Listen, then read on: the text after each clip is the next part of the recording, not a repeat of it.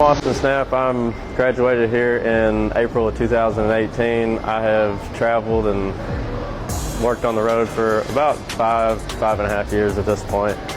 I'm an experienced boilermaker, tube welder, pipe welder, kind of done it all. I'm here today with KWI to help instruct with the simulators at the Metalworks Expo, show them what there is to offer in the trades and the different skills that it takes to make these welds.